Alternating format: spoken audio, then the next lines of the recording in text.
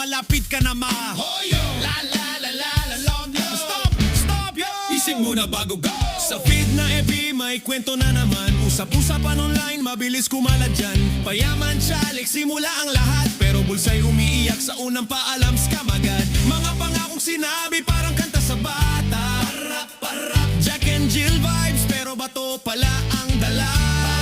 Parap, parap, parap. Isang click, dalawang share. Teka muna, totoo ba yan pare? Hoyo, hoyo. Kulong ka na Norman, o yun niya ay malapit sabi ng chismisan. Gago ka minuto, sabi sa screen pero maraming naloko. Oops, next scene. Si Norman Mangusin ang laman sa balita. Sa memes at comments, halo-halong salita. May hamon na parang laro sa perya, pero rules ay malabo kaya ingat bata at tita. Ring-a-ring o roses, paikot ang kwento. Sa dulo ng rhyme, laruan ay kumpleto. Matoto ba to? Check mo muna. Safe ba yan? Basahin lahat. Hoyo, hoyo. Kulong ka na Norman, o yun niya ay malapit sabi ng chismisan. Gago ka minuto, bukang bibig palagi sa bastos na bunganga kaaway dumarami. If it's too good to be true, I can't take my eyes on you. Hoyo, hoyo. Kulong ka na Norman, donot ka panigurado doon sa kulungan. Iyak-iyak iyong pagsisisihan, iyong pagbabayaran kung hindi mo pinagsisihan. La la la la la la la go. La la la la la la la go. La la la la la la la go. Maoyo ka na ulaong go.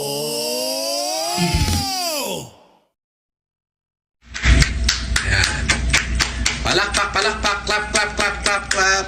Galingan mo pa! Galingan mo pa, putang ina mo! Alright, mga ka-plastic.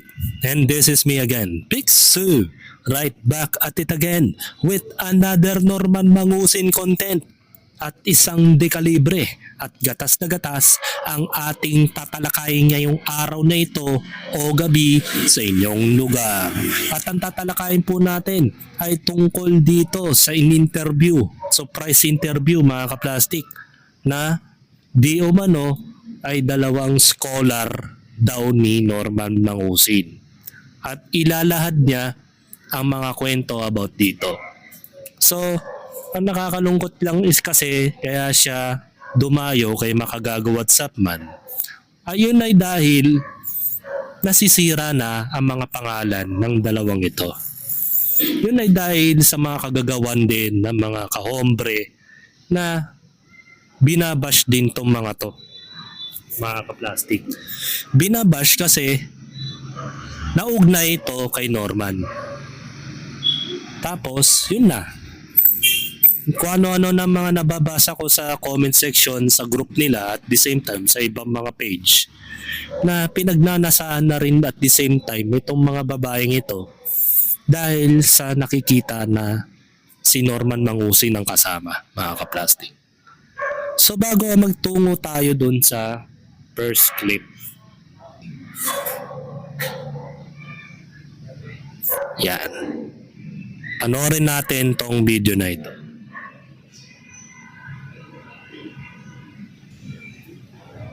So what's up sa mga kahombre ko dyan? Makagago, what's up? Ano naman nga pala to? At ito mga kahombre ko, sobrang halagang araw ho nito sa ating lahat. Kasi finally, mabibigyan linaw na po tayo sa mga kaganapan tungkol sa ating bidang-bida at sa ating kaibigan na si Norman Gusgusin, mga kahombre ko. At dito ho, kaharap natin ang dalawang batang babae na binigyan niya kuno ng scholarship, mga kahombre ko. Kung maaalala nyo, kasama niya ho ito sa video niya. At ito ho, nagmistulang mga videographers niya daw, mga kahombre ko. Huwag nyo kakalimutan yan. At bigla na lang ho sila nawala at hindi na ho nakapagpaliwanag ang bidang-bidang si Norman Gusgusin. So, welcome sa kahombre world. Alam niyo, nakakagulat na lumipat sa side na ito, no? So, magpakilala kayo. Ikaw si... Guys, I'm Walborga Macanas po. And I'm Jana Andrea Derek. Yan. So, naalala nyo naman, di ba? Lalo na yung pangalan niya na talagang pinaghahanap ni Pugenius, mga kahombre ko. Grabe talaga, Pugenius. Kaya napagbibintangan ako, ikaw lagi, di ba? Ngayon, mga kahombre ko, so, lumapit na yung dalawa sa akin, or ikaw talaga yung nakausap ko, di ba, Andrea? Lumapit po siya sa akin, nag-message siya sa akin through Instagram. Buti nga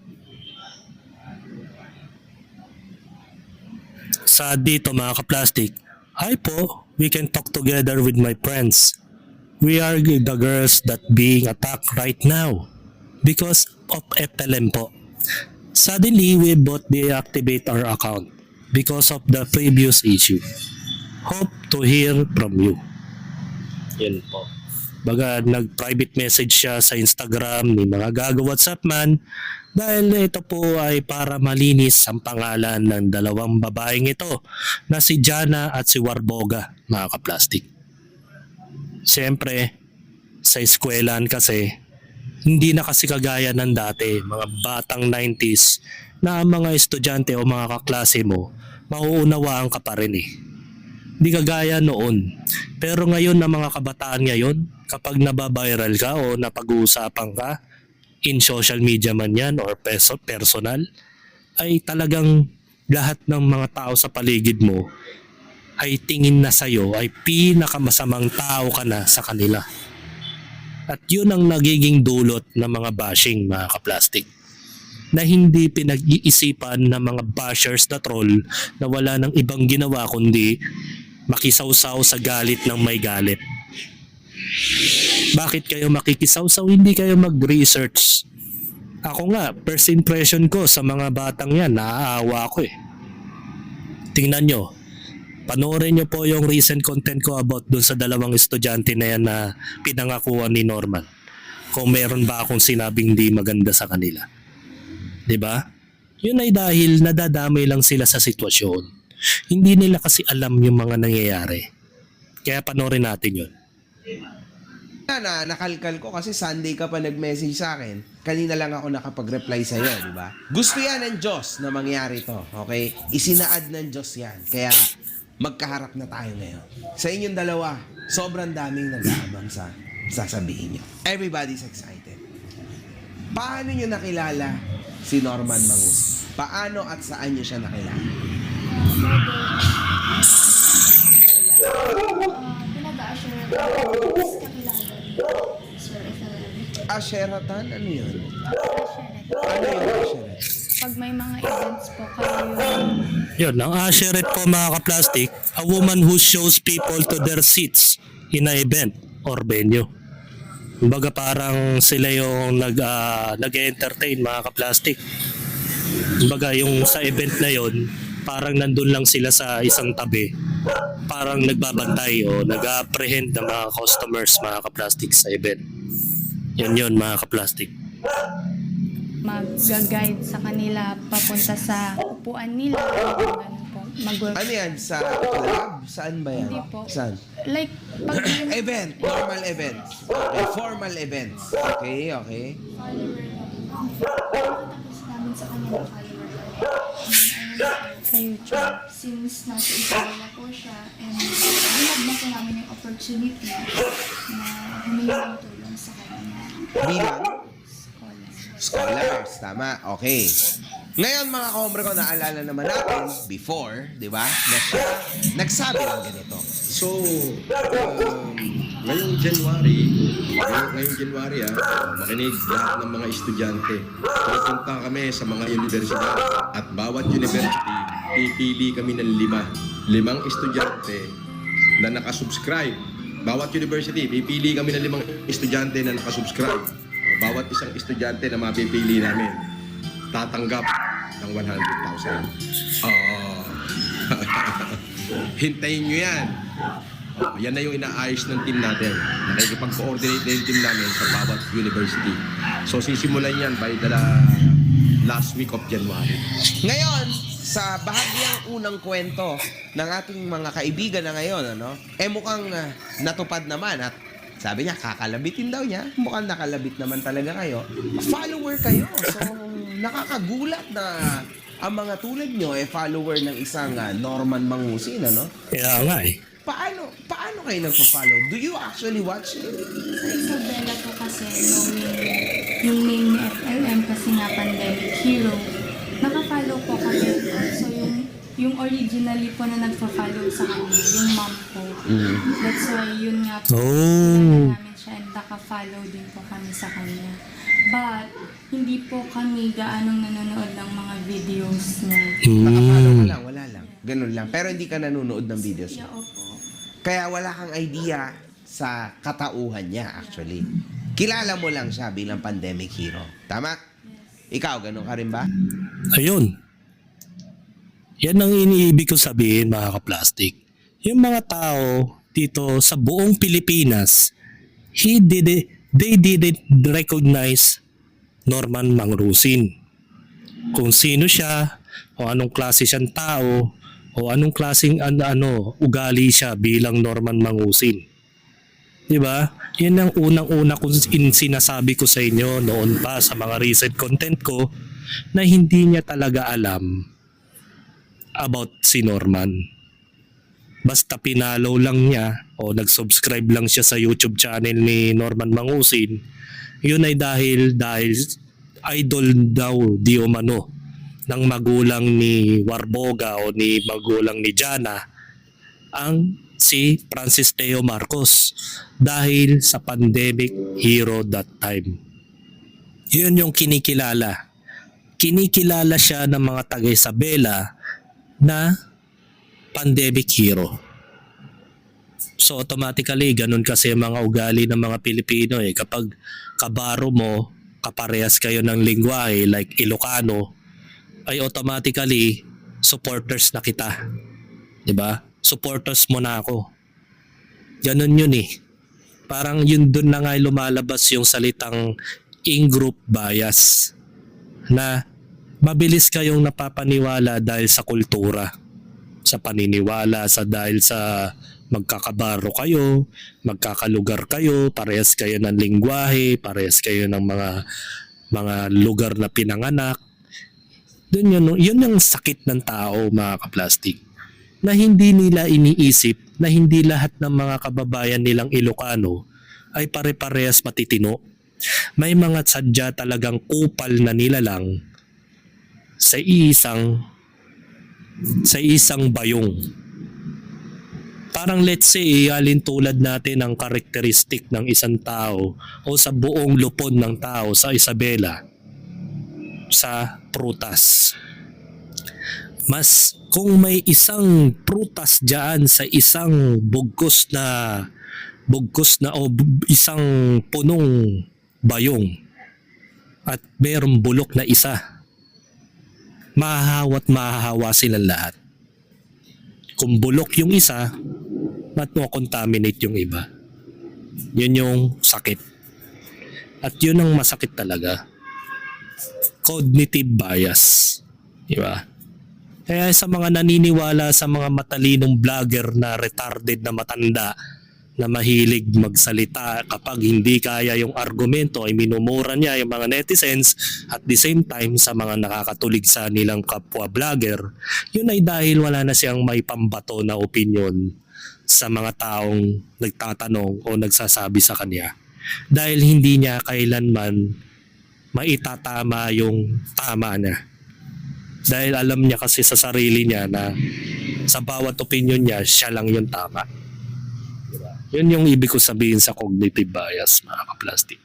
Na parang lahat ng tao, kapag galit sa isa, galit na lahat. Kapag palo mo siya, palo lahat. Ganun yung sistema ng ugali ng mga Pilipino. Yes po. After niyan, ano nangyari? Nag-ask po kami ng scholar. And then, sakto po, nasa Isabela din siya. And then, kailangan niya po ng videographer, which is, kasi nga wala na daw yung dati niyang mga videographer. Okay. Isa na dun si Maria Monica D. Biglang nawala na sa buhay ni Norman Mangusin. At yung iba pang mga kasama niya na si Manang Casper, nawala nang, siya rin naman yung nagbibideo sa kanya eh. Diba? Si Manang Casper. Actually, yun na talaga nangyari. Kaya nga mag-isa na lang siya sa bawat live stream niya eh. Kanina nga lang eh, 2 beses na putol yung live stream niya eh. Hindi ko alam kung bakit. Siguro nagkakaroon ng technical error yung YouTube channel niya o nare-report. Kaya biglang nawawala yung live stream niya kaninang hapon. Mga ka-plastic. So mag-jump in po tayo sa 25-minute video. Dito, ito yung pinaka most important na clip na mapapanood natin kay Makagago WhatsApp Man. Kayo isinama sa video. Bakit niya kayo iniyayabang sa videos niya? In my opinion lang po, sa nakikita ko, syempre babae kami. Makikita nila, kasama nila 2 batang babae. Yan. Oh, di ba? Now you understand. Ayan lang yun. Kasi syempre, isang 50 anyos tas kasama 2 babaeng bata. Oy, alam niyo na. In fact, yun yung motibo. Kaya kayo napagbababasto sa comment section. Kasi yun ang imahe niya. Bastos ang bunganga. Imagine niyo, asawa niya nga, ex-wife niya, ganun niya bastusin. What more kayo? Sino ba kayo? So yan yung i-expect nyo ngayon na gagawin niya. Pero chill. Ngayon matatanda kayo, lalabanan nyo. So can you tell us about that scholarship? Kasi ang sabi niya, fully paid na daw yung scholarship nyo. Hindi lang tuition, kundi full scholarship sila ng Team Caliber. Yan ay dahil sa tulong ninyo, lalo na kayo, ang mga palipaders dyan. Ito na ho, yung aking unang beneficiaryo. Bullshit. Going to give them full scholarship hanggang sa makatapos na sila. Full scholarship. Hindi lamang ho, basta tuition ha, yung kabuuan ng kanilang pag-aaral. Sasaluhin ko na. Totoo ba na fully paid Wow. yung scholarship nyo? Hindi pa po. Yun nga po yung gusto namin clarify. Sige nga, please clarify. Well, sinabi niya po sa video or live something na bayad na yung scholarship namin, which is hindi pa talaga. Actually, Kahit piso, wala. scholarship kapalit nun is kami yung magiging videographer niya habang walang pasok, which is Saturday and Sunday. May exchange. Ano yung exchange? Na pag wala silang klase, tutulungan nila ako mag-edit ng kanilang mga video para mapaganda pa natin yung ating mga video na ine-edit. Sige. Para mapaganda pa natin yung serbisyo ng ating mga ina-upload. Naniwala kayo? Siyempre. Siyempre, maniniwala yung dalawa. Kasi nga, marami namang kabataan talaga na nangangarap na magkaroon ng scholarship. Para nga naman matustusan nila yung mga pag-aaral na hindi nila kayang i-afford. Lalong-lalo na kung yung kanilang i-enrollan na eskwelahan ay mga malalaki. Mga malalaking eskwelahan, mga ka-plastic ha. Pero deep inside, wala naman talagang gagawin yan. Diba, gaya nga ng recent content ko about doon sa estudyante na binigyan niya ng 3,000 pesos dahil lahat ng bring me niya ay mayroong mga kondisyon yun. Halimbawa, pumasa ka sa isang bring me na una, meron na naman panibagong kondisyon yun, which is bring me na naman ulit. Hanggang sa maubusan ka na ng bring me. Ganong gumalaw si Norman Mangusing. Baga, para mapasunod ka, para kasing ang nangyayari sa nagbingwit siya na mayroong uod sa dulo. Ngayon, ikaw naman na isda, hindi mo alam yung mga kumokontrol do sa tisa na yon o sa hook na yon na may bulate. Siyempre, ang isda, gutom yan, gusto niya kainin yung bulate. Ngayon, kapag nakuha niya yon, madadala ka kung saan kayo dadalhin ni Norman. Hanggang sa mapunta ka na sa kapamakan. With the condition with every pangako, every promising those two ladies, mga ka-plastic. Kailan pa nagkaroon ng usapang matino kay Norman Mangusing?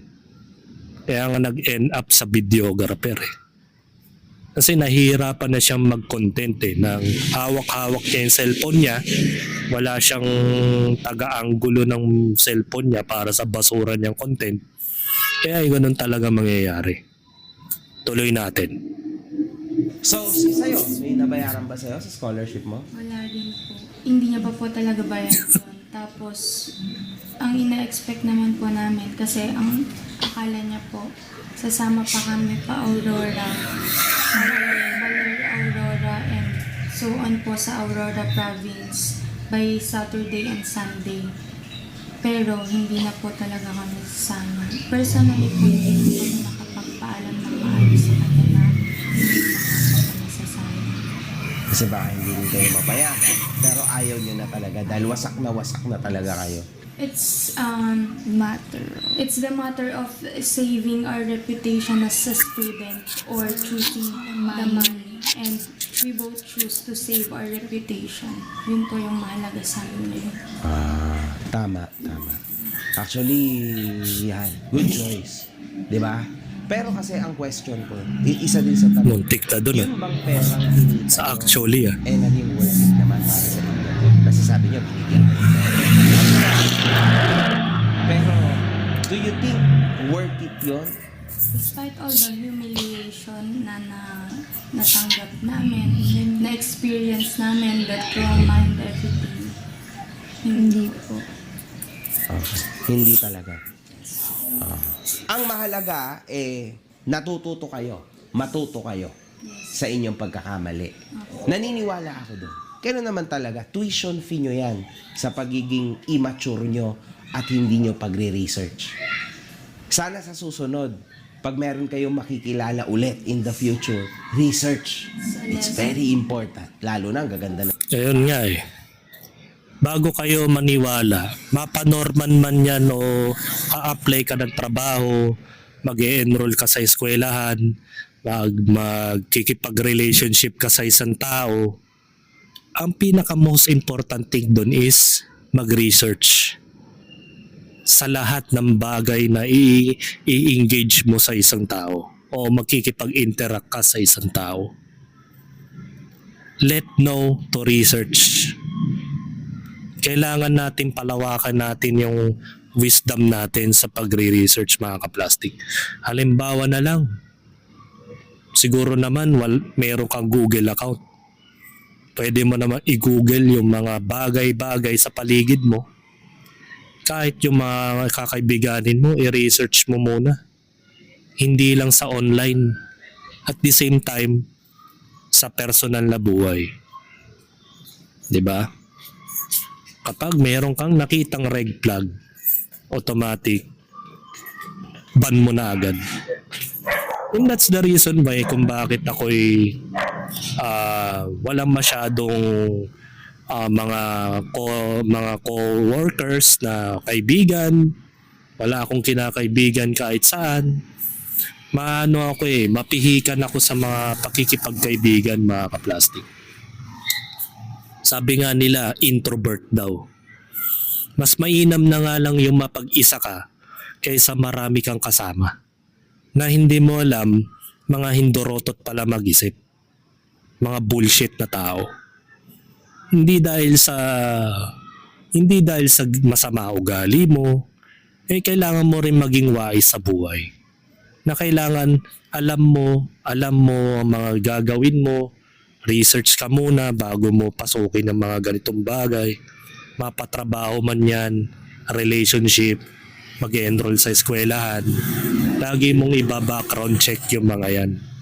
Kasi kapag may nakita ka na red flag dyan, tagilid ka dyan kapag pinasok mo pa rin sila.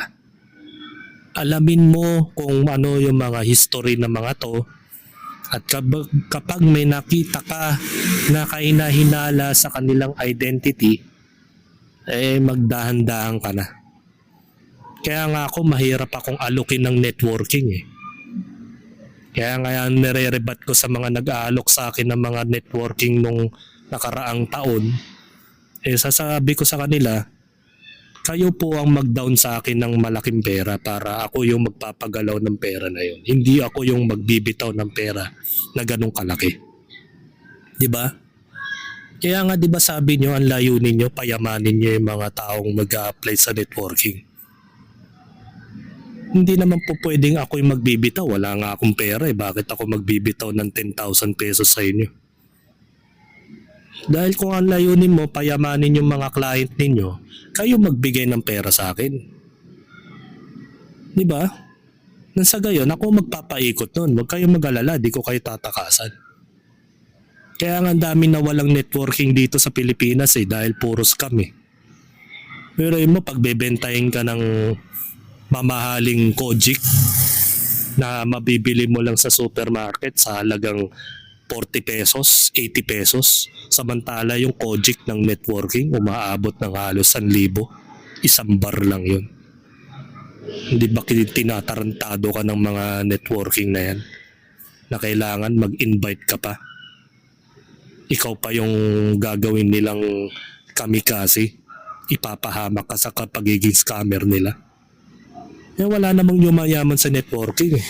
Eh yung mga nagpapakita ng sports car, mga kondo-kondo, hindi naman sa kanila yun eh. At napatunayan yun sa Rapid Tulpo in Action, mga kaplastic. Na lahat ng mga pinapakita niya, pineplex niya sa social media accounts niya, ay hindi galing sa kanya. Pinahiram lang ng networking ng front row yan. Napanood ko yun. Kaya nga tawa ko ng tawa eh. Yan ba yung sasabihin nilang makakapagpayaman o makakapagpaganda sa buhay ng tao? Kaya nga bago umiral lang Norman Mangusin Francis Leo Marcos sa social media Nauna pang mga scammer yan, yung mga networking na yan, mga kaplastic. Na na-adapt ni Norman Mangusin kaya madali tayong napapaloko ng mga mabubulaklak na salita nila, mga kaplastic. Diba? Tuloy natin yung video. Sa cellphone nyo, research ka, isang ano mo lang, kita mo na O, diba? Huwag kayo maniniwala agad sa mga tao, walang ganon. You research first. When it's too good to be true, then it's not true. Tandaan nyo yan, ha? Walang ganon. Bago tayo umuwi, yung remember the phone na sinasabi niya na maghanap pa kami ng students na kasama namin na sasagutin doon yung tuition fee and also may 10K na allowance per month. Ang gagawin is bibigyan kami ng tagi-isang phone wherein gagawa kami ng fake accounts or dummy accounts. Si Casper nga, di nabigyan ng iPhone 17 Pro Max Ikaw pa kaya, na ordinaryong tao lang para sa paningin ni Norman. Di ba? Imposible yun. What? Trolls? Gagawa kayo ng mga fake account? Comments. Actually, Sino-sino yan? Like, sino-sinong magtatrabaho dyan? Ikaw, sino pa? At yung mga mahahanap nyo? mga friends po namin para kikita po sa Para lang sa good comment? What the... Yung tutusin mga po madaling gawin. Tapos, Tigiilan daw kayo. Tigiilan kayo ng profile, ng fake account. at least 5 accounts po sa isang phone. Wow! Grabe. Di ba? Ayun naman pala. Kasi alam nyo, halatang-halata naman sa tao na yan. Takot na takot siya makabasa ng totoong ganun. Kaya talagang nagbubura yan. Hide comments, di ba? Time out, block, lahat na ng klase ginagawa. Ayun pala. Ano na Remo, per person, 5 accounts ang gagawin para lang purihin siya. Siguro ito yung dahilan kung bakit bumalik sa 38,000 subscribers tong si Norman. Alam mo, bawat tao 5 accounts. So susumayin natin kung nakasampo sila, di 50 accounts yun. At kung maka-100 sila, 500 accounts sila. At kung maka-1,000 siya, 5,000 account yun. Napakatalino nga naman ni Norman Mangusin. Pero mo, napakatalamak ang pangalan ni Norman Mangusin. Tapos, kailangan mo pa mag-recruit ng tao para gumawa ng mga troll. Na gusto mo, puro kapurian ng lalagay mo sa comment section. Dahil alam mo na ikaw mismo yung binabash ng mga ibang tao na talagang totoong account. Isip niyo sa kanya noon, wala pa ba kayong naiisip na, uy, ba't kailangan mo gumawa ng trolls? Sikat ka. Actually, nagtitinginan lang po kami, tapos tumatawa po kami sa mga pinagsasabi niyo. Isipin mo yun, Norman, mga bata pinagtatawanan ka. So, diba? Why do this, diba? Kung totoong malakas ka at may supporter ka, bakit mo kailangan gumawa ng ganyan? Alam mo ako, wala akong ganyan. Hindi ko nga alam kung ano yan eh. Ipipilit mong ilaban, tas 5 accounts ang gusto mong ipagawa. Wow ha? At alam nyo naman sigurado, yung 10,000, hindi totoo yan. At alam mo mangyayari dyan, kung kunwaring tinupad nyo yan, masisira kayo doon sa kausap nyo. Kasi sasabihin niya, tulad ng sinabi niya noon kay Ian, sa dati niyang staff, Ano nangyari kay Ian? Totoo ba na hindi nasagutin? Nasaguran niya. Aking Casper Aero sa bumali yun ng kalahating buwan, tapos may natira ng araw. Ginawang HR si Casper. Silang dalawa po sa tayo ng pasalit. hindi niya daw staff yun. I-staff daw yun ni Casper. Ganon din ang gagawin niya sa inyo. Kasi yung Baliktarin ka. yung ibang mga kaibigan nyo, pag hindi nakuha yung sahod, kayo ang puputokan. Hindi siya. Kasi kayo ang Tama yun. Nababash na nga kayo sa social media at the same time, marami ng mga kaklase mo na galit sa inyo. Tapos dadagdagan mo pa ng problema. Mabuti na lamang at tumanggi itong dalawang ito na si Borhaga at si Jana. Diba? Yun ay dahil kung walang sa tamang pag-iisip itong mga taong to at sumunod siya sa mga pinag-uutos ni Norman Mangusin, 100% tiklo to. totoo niya. Sasabihin niya, ay, hindi ako yan. Silang dalawa yung kumuha sa inyo. Nasaan ang, Diba? ang pinirmahan nyo na kontrata? Yun. Ayun. Sana, kung nagpatuloy kayo sa tao na ito, mas lalo pang nawasak ang buhay nyo. Buti na lang tumigil agad kayo after few days. Kapag umabante pa kayo, sira ang buhay nyo. It's very important. Very curious kami, no? Even ako, dahil nakasama niyo siya, napapansin namin na panay ang takip niyo sa ilong niyo, no? So, bakit? Ano bang incredible na amoy ng ating bida? Sa loob po kasi ng sasakyan, Napapansin namin yun eh. nagsisigarilyo. Yung kada sigarilyo niya po, syempre po, diba, naitak sa loob yung hindi po namin kinakaya. Tsaka nag-open window. Pag nag-open window, syempre pag ganun, yung hangin gumaganon. Sa atin yung Sobrang tindi talaga. Yun yung amoy sa sasakyan.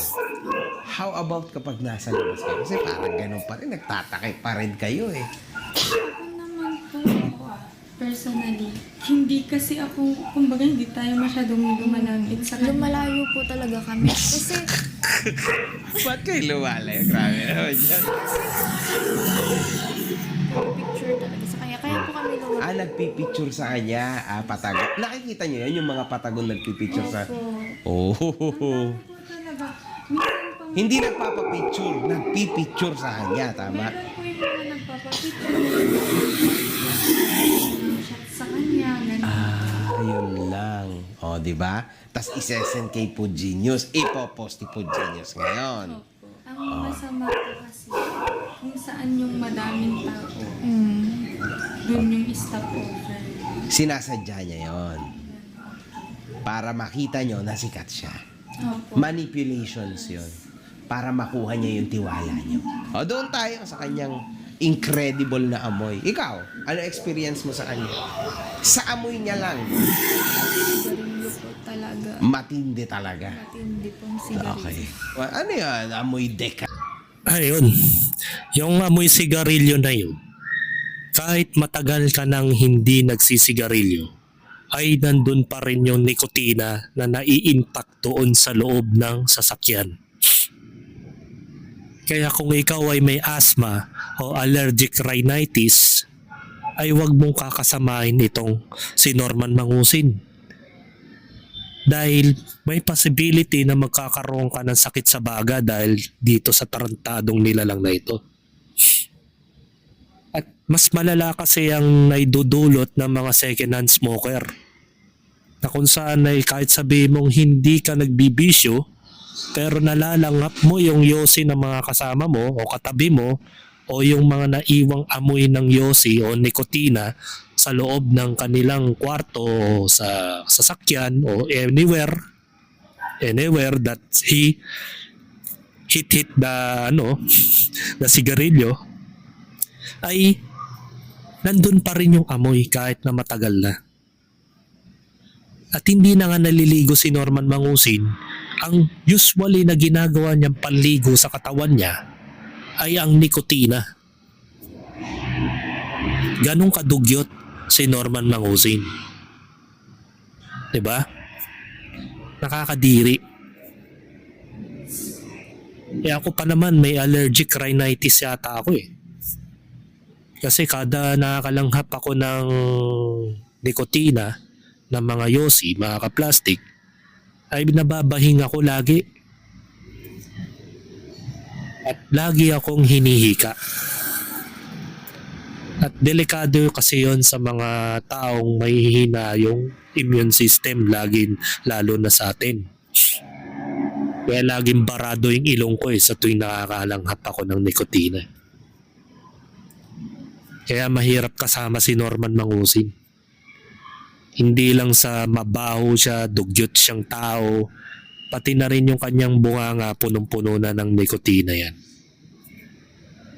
Libre ba yan?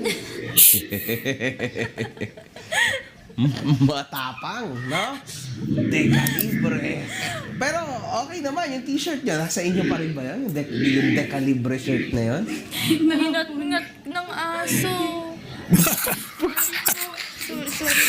Oh, Hinat-ngat na po ng aso. Yung akin tinapon ko, naalala mo nung tinapon niya. nung kakababa natin, nung sinundo tayo nila Joshua at Casey, di ba tinapon ko yung akin? yung Sabi akin. ko, grabe, trauma yung binigay ko. Sinampay ko, kasi itatapon ko, sinampay ko dun sa may, di ba nilabas ko yung double deck? Kinuha ng aso, be. Nasa daan siya ngayon. Makikita mo yun papasok sa amin. Alam mo kung bakit ang aso naglalabuknit ng mga tela, ng mga damit? Yun ay dahil kasi ang mga hayop kasi nakakakita ng mga bad spirit yan eh. Baga yung nakikita ng aso, hindi nakikita ng mga tao yan.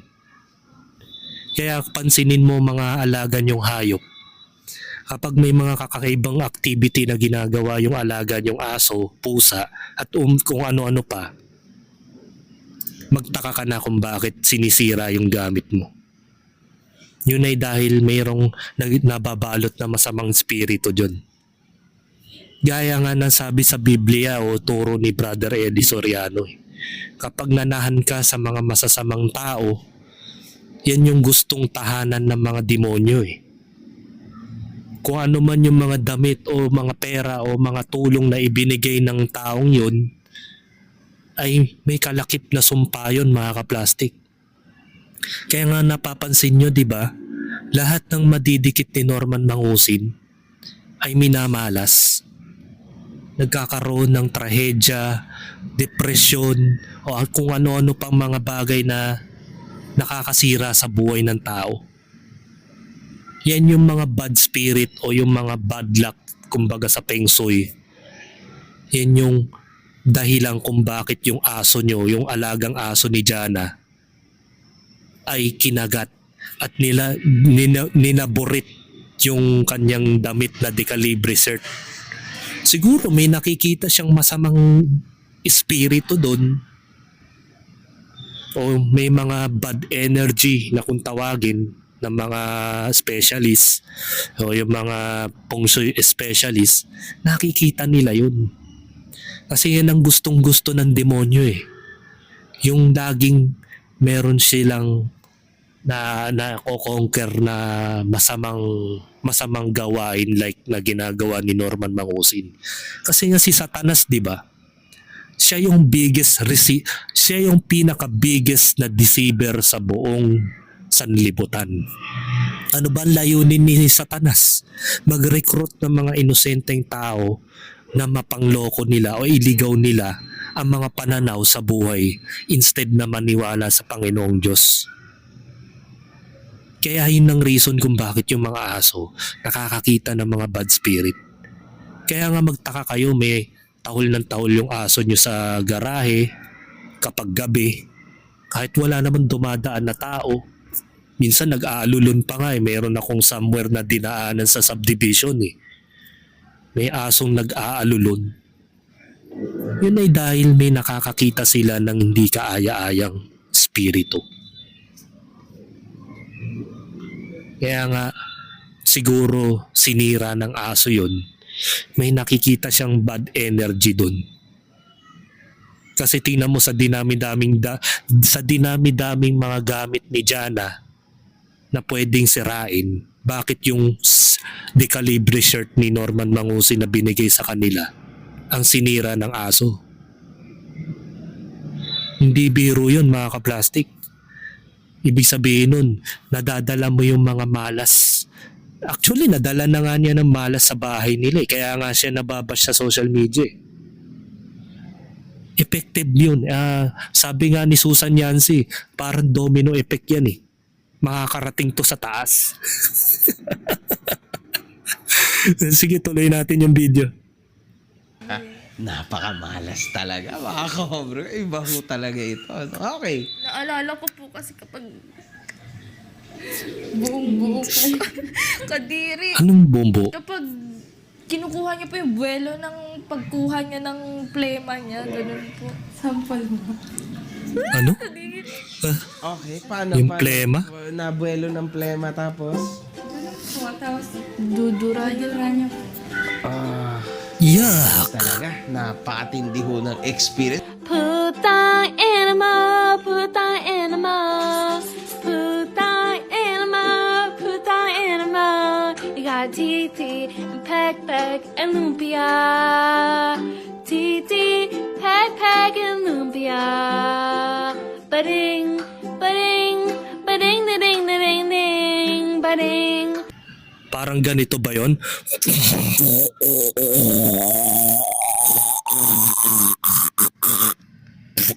Ganon. Na madalas ko napapanood kay Norman Mangusin sa live stream niya mga kaplastik. Meron pa nga that time nakita niya sa mismong camera niya. Buong buo talaga na parang krema. Parang lumunok siya ng tamod ni Satanas. Gaya ng video na pinakita ko sa inyo kanina. Ganon. Ganong kababoy si Norman Mangusin. Hindi ko alam kung dahil kasi marami rin akong mga kakilalang Ilocano na hindi ko nilalat ang mga Ilocano baka mabash na naman ako nito. Kasi karamihan sa mga Ilocano hindi ganun kaganda yung kanilang hygiene. Even yung kanilang gestures, yung tipong ginagawa nila sa bahay, dinadala dito sa mga formal na lugar like trabaho, eskwelahan. Yung tipong akala mo pilat home siya. Lahat ng mga kababuyang ginagawa niya sa bahay, dinadala rito. Even yung pagmamaneurism niya na nangungulangot siya. Ganun ba talaga kayo mga Ilocano? Sorry baka hindi naman lahat siguro.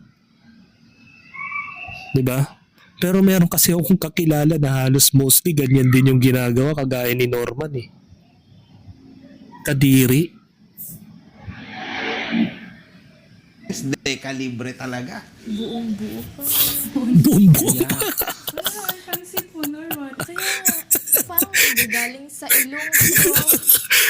Tapos napapaikot niya. Yuck! So sa road trip nyo, no? Maandar kayo, drive kayo. Sino yung nagda-drive doon? Question lang, no? May driver po siya. Mm.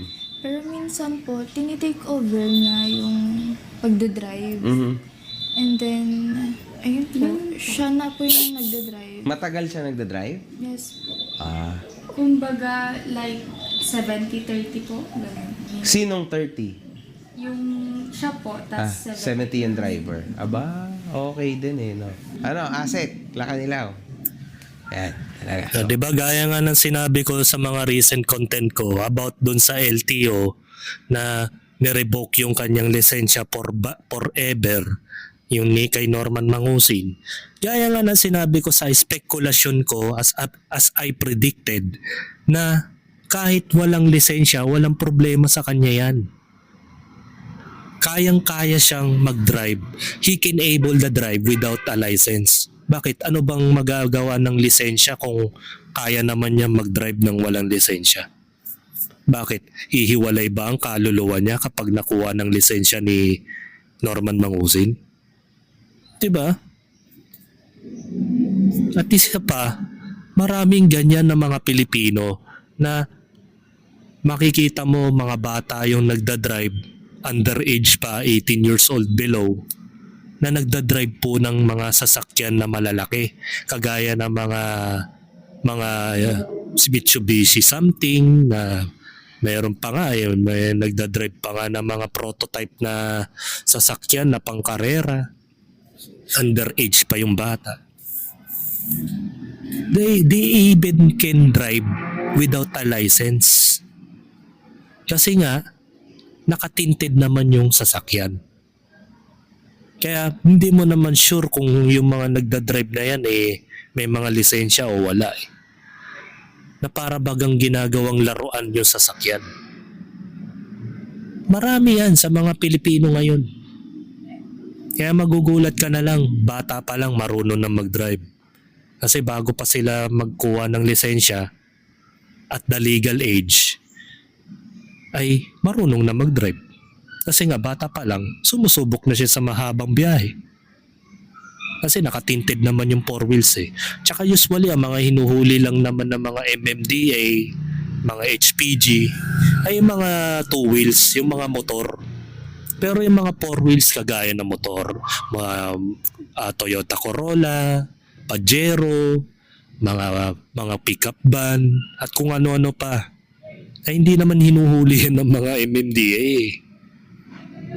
Kaya Diyos ko naman, napakawalang kwenta ng justice system dito sa Pilipinas eh. Kaya ang daming paraan para makalusot. Kaya walang problema kay Norman Mangusin ng lisensya. Ang maganda dyan, kapag na-confisca yung lisensya, at the same time pati yung sasakyan niya, ipatow na rin. Yan yung magandang batas.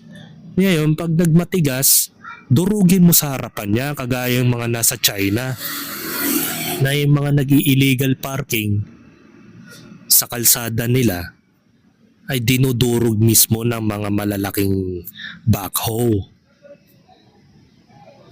Talagang kahit na magurmentado ka, kahit na magdemanda ka pa laban dun sa gobyerno nila, ay wala kang laban kasi nasa illegal ka eh. Yan ang kagandahan dun mga kaplastic. So magtungo tayo sa opinion ni Norman Mangusin dito sa kanyang matapos ang interview ni Makagago WhatsApp man dito mga kaplastic. At ito yung depensa naman ni Norman Gusgusin matapos ang kanyang interview ni Makagago WhatsApp man kay Jana at kay Warboga mga kaplastic. Ito yung paliwanag niya. Boss, ang issue daw, nag-promise ka ng scholarship sa kanila tapos nalaman nila, di pala bayad pero sa'yo mo bayad na. Di ba yung panloloko? Gago! Nag-promise ng scholarship, kakikilala ko lang doon sa dalawa. Oh, paano ko babayaran? Babayaran ko yun kapag lumaon. Pagbaba nga nila, isang ikot lang, binigyan ko sila ng tig 5,000 plus extra 5,000 para sa kanila. 15 million binigay ko sa kanila. Nag-video lang sila. Pero promise, kinabukasan nga, paghatid ko sa kanila, hindi na nila ako kinausap. Dahil tinatakot na ni Puji News. Ipinopost na ni Puji News ang pagmumukha nila. Oh, yun ang issue. Paano mo babayaran inong araw lang na yun namin nakakilala. Supporter ko ha mga magulang nila at kausap ko pa yung nanay nila. Totoo naman. Sus. Paano babayaran yung scholarship? Ang usapan, sige, magbe-videographer kapag wala kayong pasok, ako na magbabayad ng scholarship nyo. Naintindihan mo ba, Norman Mangusay, kung bakit hindi na sila sumipot sa mga susunod ninyong biyahe? Yun ay dahil nakikita na nila nung dalawang dalagang na yon na yung mga kagaguhan mo sa social media nakikita na. Diba? Natakot sila sa'yo na baka kung anong gawin mo sa kanila, lalo na ng bastos at mga kamanya ka ng pinagsasasabi mo sa mga dati mong videos, Norman Mangusin. At mismong asawa mo nga binastos mo yung dati mong asawa na in-interview ni Makagago. Tapos meron ka pang binastos yung nanay mo, pinura-mura mo sa telephone that time.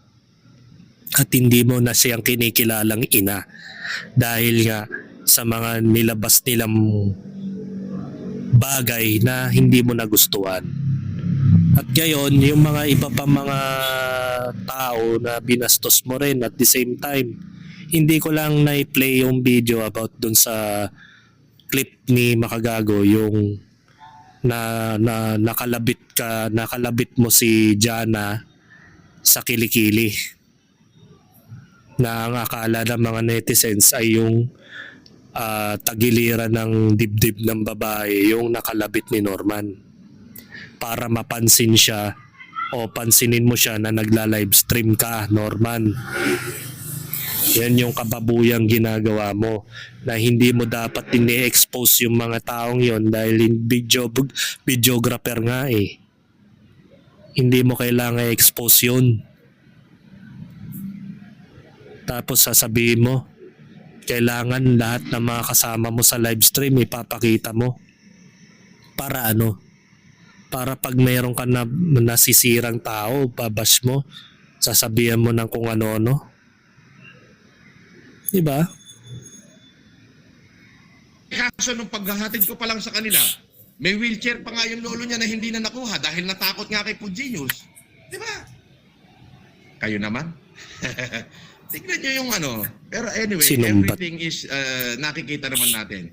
Tapos kayo, may post to si Pugenius. Parang parang siya pa yung nag-i-endorse, nagpo-promote doon sa dalawang bata. Samantalang putang inang Pugenius yan siya nga nagpo-post doon sa mukha nila. Utos ni Makagago. Yun ang totoo. Gago talaga, no? Ito kasi yung pinagmamalaki niya, yung picture na yon, mga kaplastik, na ipinost ni Pugenius. At ito yon.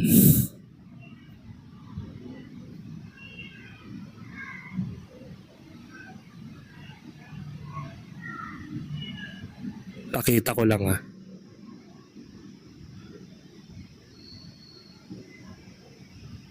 Ito. Yan yung sinasabi niya na ipinakita niya ni Pugenius. That was January 28, 7:32 AM niya pinost. Yung larawan na yan, galing sa live stream mo yan, gago. Hindi naman sila makakakuha ng mga ganitong larawan kung hindi ikaw yung nag-e-expose sa social media.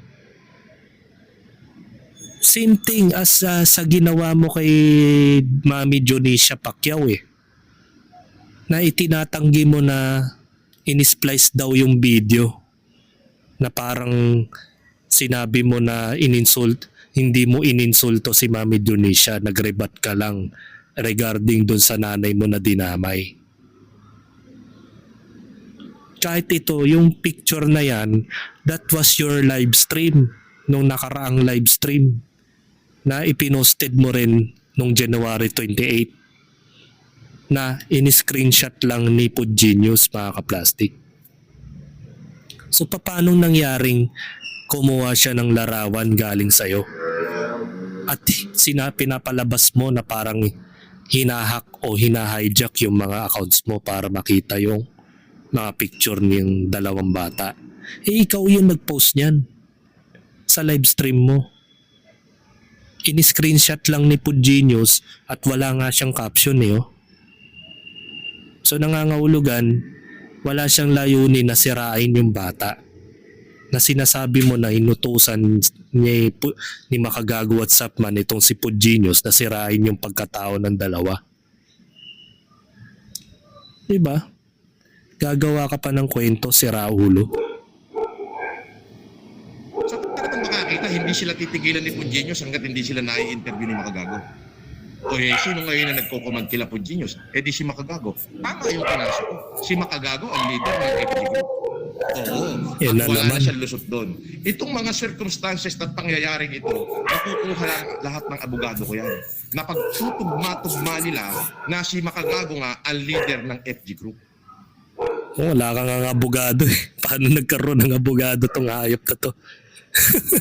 Si Casper nga, di mo mabigyan ng abogado, ikaw pa kaya? May sarili kang delusional na opinion. Pati ni Susan Yancy. At lahat ng mga pinagsasabi ni Susan Yancy ngayon, palabas nila yon para matrap ako.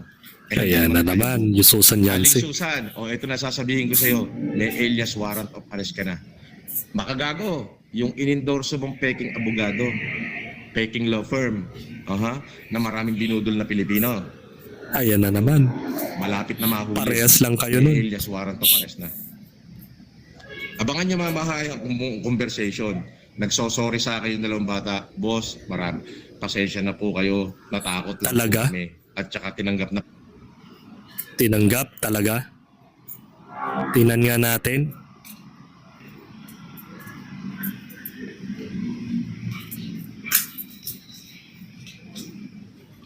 Tinan nga natin. Yan, sabi ni Jaja, medyo ano pa eh, kinakailangan mong wala akong marinig sa masamang sinabi mo sa interview dahil pag meron hindi alam na magiging consequences noon na mas malupit kaysa sa kay Makagago at di kayo kayang iligtas niyan. Yan ang sabi ni Norman. Boss, wala na talagang something na sira na mental health. Hindi kami. Eto, pasensya na boss, hindi na talaga namin kaya, hindi po kami makapasok ng school. O yan ang dahilan. Ang reply ni Gago,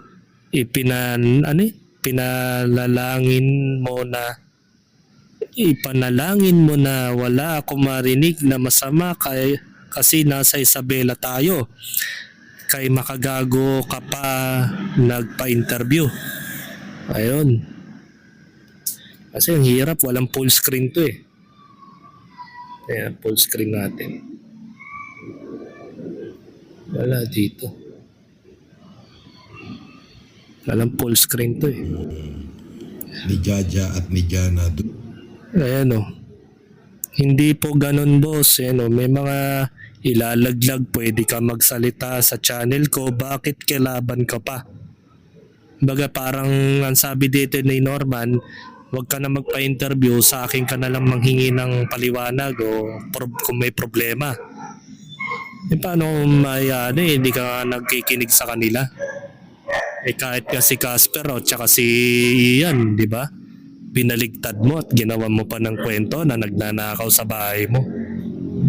Di ba? Natatakot daw naman pala yung bata. Ayan, makikita nyo ho dyan.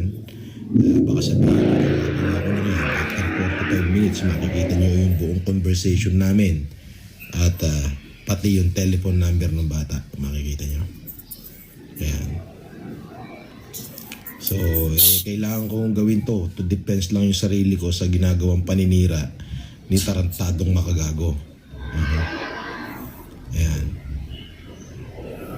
Ayan. Data privacy. Kung makikita nyo yan, chinat ko si Jaja, si Wal Talaga? Orga. Oh. Okay. So, dyan sa chat namin, nag-explain siya kung ano talaga yung totoong pangyayari, kung bakit sila ba't ka ako pumayag pumayag kayo na magpa-interview kay Bombay. Yun naman pala natatakot sila. Ayan, makikita nyo yung buong katotohanan dyan. Na sila ay natatakot kay Makagago. Oo, Galit sa pa, pinagtawanan. pagpo-post nung mga tauhan ni Makagago na sila po genius nung kanilang mga picture, isang linggo na pala silang hindi nakakapasok.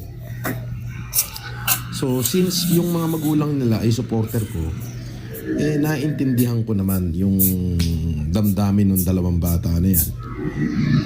Na maaaring ang gusto nilang masave yung kanilang pag-aaral. At hindi ko naman napanood yung kanilang video, pinag-forward lang ng clip kung saan parang sa tingin ko ay pinagtatawanan ako. Sabi naman ni Jaja, hindi naman daw po ako yung pinagtawanan nila, hindi naman po kayo, boss. Si Jana Andrea po ang tinatawanan ko. Yon. Ngayon dyan, makikita natin na nagtanong ako. Sabi ko, sana nakatulong. Magkano binayad sa inyo ni Makagago? Nagbigay naman daw ng pambayad nila ng tuition. Tig 15,000 daw sila.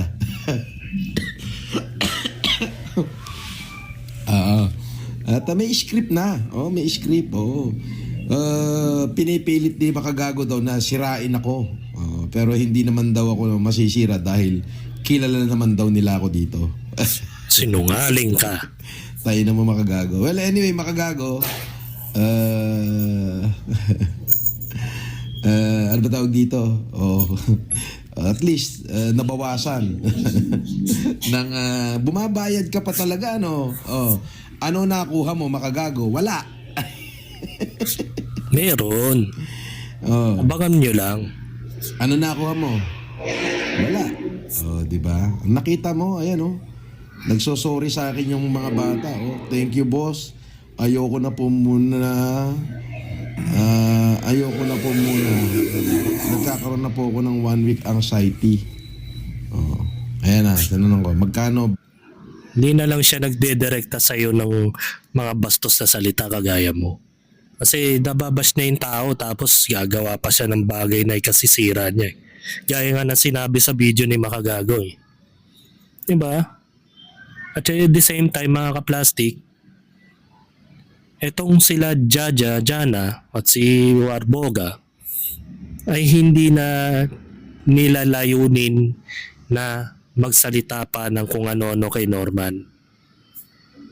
Nabalak mo pa nga na turuan mo silang magdemanda kay Makagago For what reason?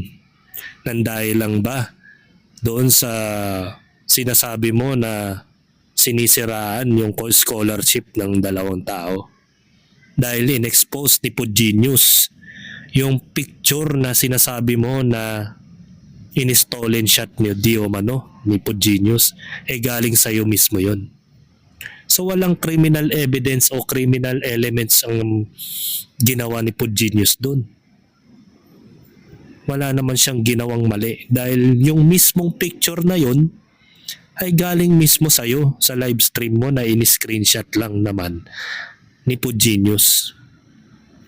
So walang mali doon sa ginawa nila para turuan mo sila magdemanda na kasinungalingan.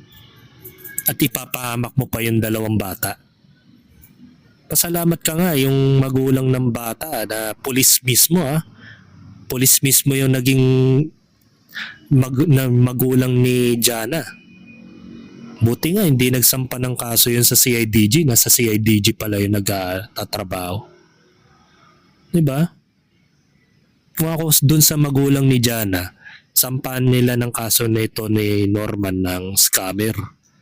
O parang illegal something na nag-employment siya sa mga tao niya nang walang kontrata. Diba? Basta-basta na lang nilang kinuha yung tao nang walang paper trail. pwedeng kasuhan nyo ng tatay ni Jana. Since police naman po yun. Kaya mga ka-plastic, ang moral lesson dito ay maging mapanuri sa mga nakikita sa social media. Hindi ko mo sikat yung tao, hindi ko mo popular yung tao, lalabas na parang sinasabi ninyo na malaanghel ang kanilang mga sinasabi. O maging sa tingin nyo ay mabuti yung kanyang hangarin. Kahit sa mga panliligaw, di ba? Niligawan kayo ng mga lalaki dyan. Usuriin niyo rin, mag-research din kayo kung ano yung background ng nilalang na ito. Huwag kayong basta-basta na naniniwala na ay pogi yun, no? Daming kayamanan, no? Doon kasi nabubulag yung mga kababaihan. At napaka-vulnerable ang kanilang wisdom about sa critical thinking. Yung wisdom nila napakababa pa, tapos yung critical thinking nila napakababa rin. Kaya ang nangyayari, madali silang naniniwala sa mga sinasabi ng mga tao sa paligid. Hindi ko musikat yung mga taong yan, maniniwala kayo agad-agad. Maging mapanuri muna kayo sa mga background nila kung anong klaseng nila lang sila noon. Nang sa gayon, may idea na kayo at may mga pattern na kayo na ganito pala siyang tao noon. So hanggang dito na lang ang aking opinion. And this is me again, Big Sue. Lagi nagsasabing ang mga plastic ay matagal mabulok dahil ang mga plastic ay toxic. Kaya, what's up mga ka-plastic? And this is Gambid, commentary video ng video live stream. Signing out. Alright. Mga ka-plastic, kung nagustuhan nyo ang aking video, isubscribe nyo lang ang aking channel. At the same time, i-hit nyo rin ang notification bell at yung all para ma-notify kayo sa aking susunod ko pang video sa aking YouTube channel. Maraming salamat po mga ka-plastic.